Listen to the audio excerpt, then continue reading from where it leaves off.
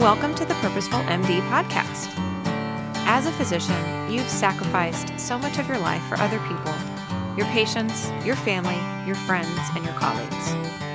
What would it feel like to spend time doing what you enjoy and to live without guilt? I'm your host, Dr. Laura Sutton, a family physician, certified coach, and business owner. If you're a medical professional on a journey towards your most purposeful life, a life with more time and energy, and ultimately more joy, then this is the podcast for you. Before we get to today's episode, I have some exciting news that my book is now available for pre-order. The book is called The Purposeful MD, Creating the Life You Love Without Guilt. I'm really excited. This book is designed for physicians and all medical professionals to really get back more time and energy in your life. It's very practical with exercises and journaling prompts. I'm really excited to bring this into the world.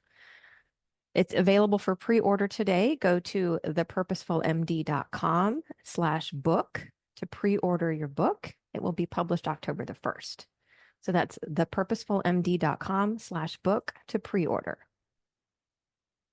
Welcome to another episode of the Purposeful MD podcast.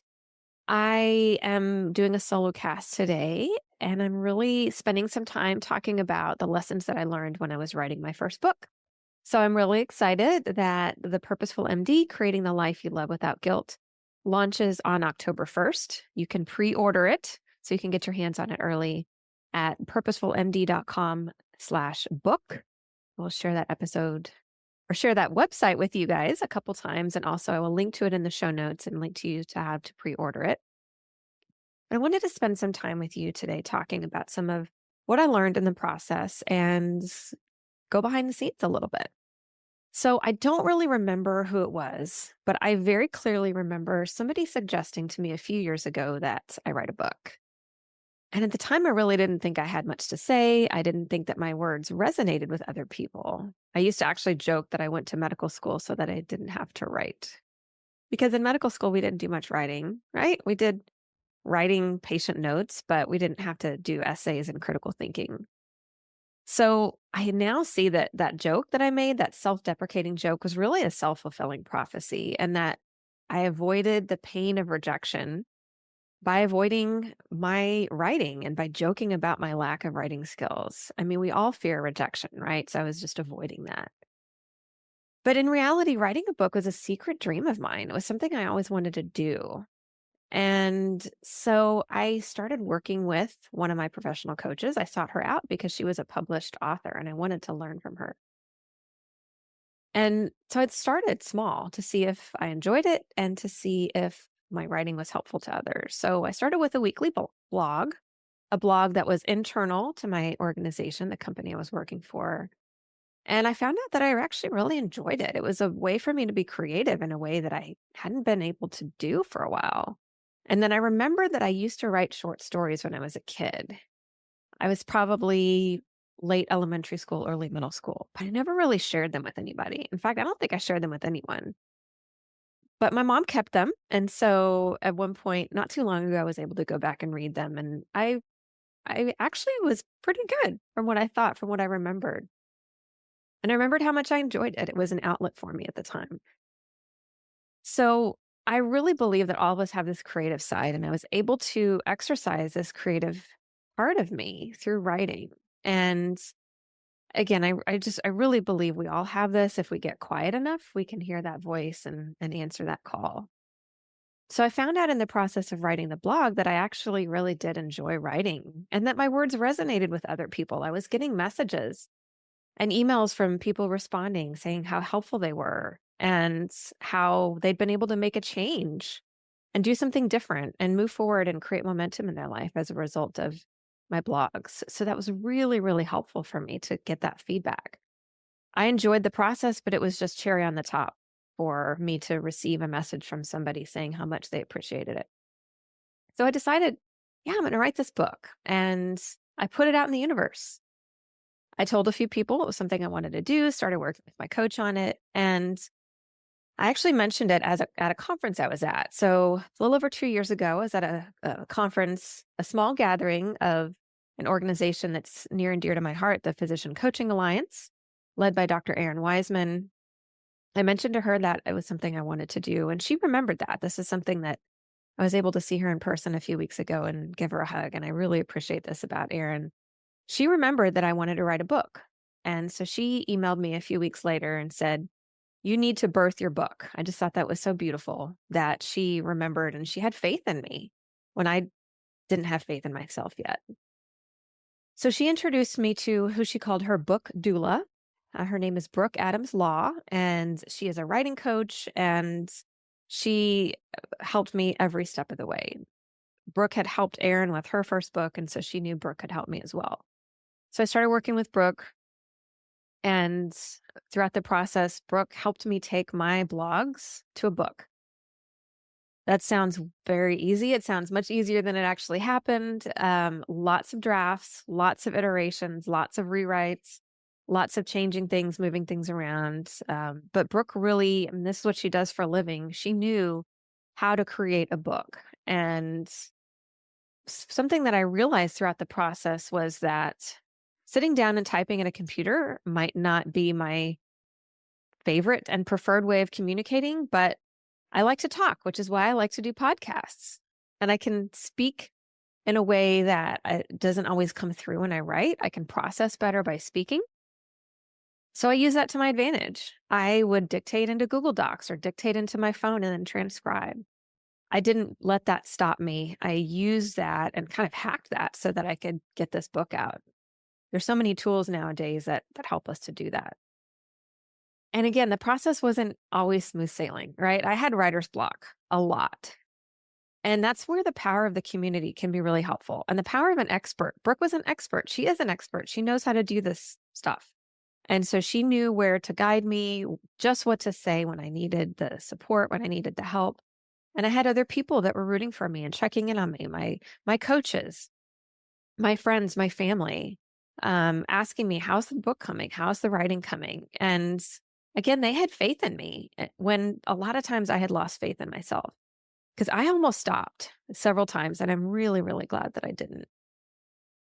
It's so funny. I joked about this with Brooke that I'm writing a book literally about time management. And I found myself struggling to create the time to write the book. Like, how meta is that? How ironic is that?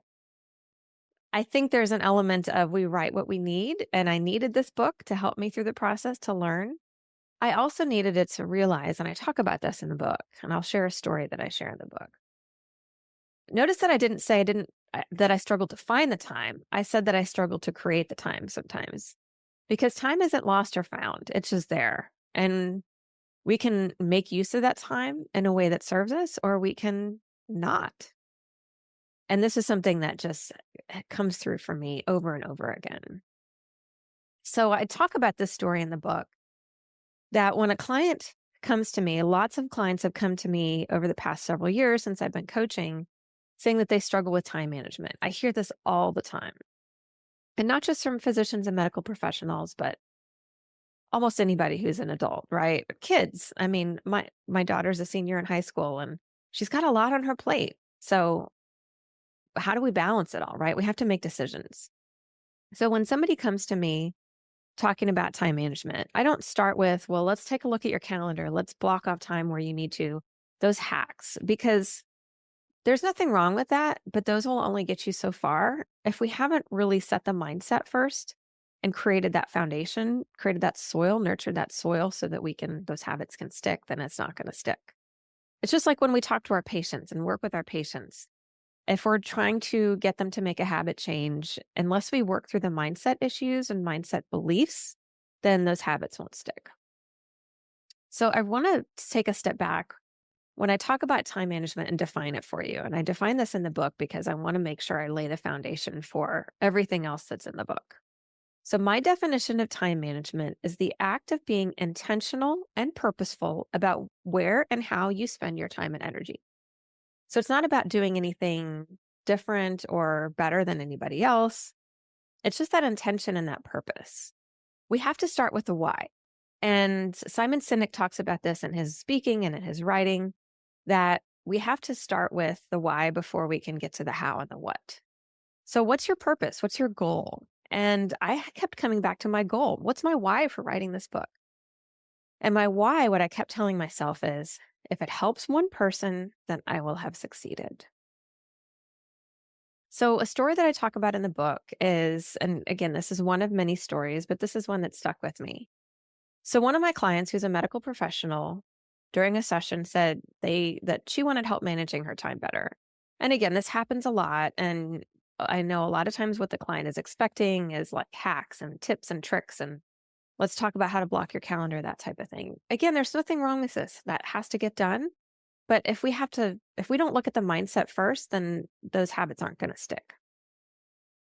So my first question to her was, on a scale of 1 to 10, 1 being not important at all and 10 being incredibly important and your life depends on it, how important is it for you to manage your time better?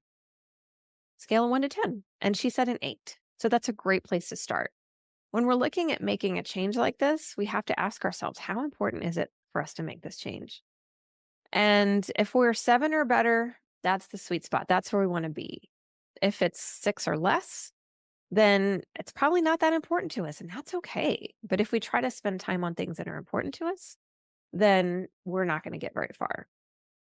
So then I asked her, why is this important to you? And she kind of stopped and thought, and she thought, well, it's obvious, right? Of course, she wants to manage her time better. Doesn't everybody? But I really wanted to know what her why was. And she said to me, well, I want to spend more time with my son. And I asked her to be a little bit more specific. And so what she said was she wanted to focus on being with her young son and doing something that he enjoyed with her, like some sort of activity that he asked her to do that she could do with him in the evenings after dinner. So she'd been really wanting to do this, but she was finding herself catching up on charts or just so distracted by everything that she had on her plate that she wasn't being fully present with him. So either way, she was feeling really guilty. So if she was with her son, but thinking about all the charts she had to do, she was guilty. If she was doing the charts and not with him, she was feeling guilty. So together we created a plan for her to create that time with him. And this is something that was really doable for her, and something that was really actionable, something that she can implement right away. And I won't get into the specifics of the plan, but I just really want to highlight that we have to start with the why. And she was very clear on what that why was for her. So I'm telling you this story because if you're doubting yourself, if there's something that you really want to do in your life and you're doubting yourself, you're not alone. I'm right there with you. And so are billions of other people in this world who are doubting themselves and doubting their own abilities. And just know that I've got you. I'm here with you. I believe in you. And I wrote this book for you. I wrote this book so that you wouldn't feel alone and so that you could learn some of what I've learned and you don't have to learn it the hard way like I did. So I share a lot of my own personal stories. I get really personal in this book. I share stories of my clients. And all of it is with the intention of bringing more balance and joy in my life and in the lives of my clients, because that's what my business and my passion is all about. I wrote this book so you don't have to feel stuck and you don't have to feel alone. And you can create the life you love, and guilt is not required. I'm so excited to share this with you. I just want to share how amazing it was to hold the book in my hands over the weekend when my first shipment came in. And it was such an incredible feeling to just have it here. It's been all in digital format, and to have a physical book to hold is really, really amazing. It launches next week, October 1st, officially. You can get your hands on it early by pre-ordering it at thepurposefulmd.com/book. I'll also share that link and share the pre-order link in the show notes. There are bonuses included. So I include a journal where you can take action on the concepts that are discussed in the book. And this is something that was really important to me. I know that there have been times when I've read a book and talks about concepts and I think, well, yeah, that's great, but now what do I do? So I'm very clear and have very actionable steps that you can take in the book to get you thinking, get you journaling, and get you into action because that's where the magic happens. Reading about concepts is great, but putting them into action is where the magic happens. I'm so excited for you to read it. You've got this, and I'm right there with you. While I am a physician, the information presented in this podcast is for educational purposes only and should not be considered medical advice. It is not a substitute for professional medical advice, diagnosis, or treatment. Please consult with your own healthcare provider before making any significant changes to your lifestyle or routine. By listening to this podcast, you are not creating a physician-patient relationship. Thank you for listening to the Purposeful MD podcast. If you like what you hear, please rate and review the show.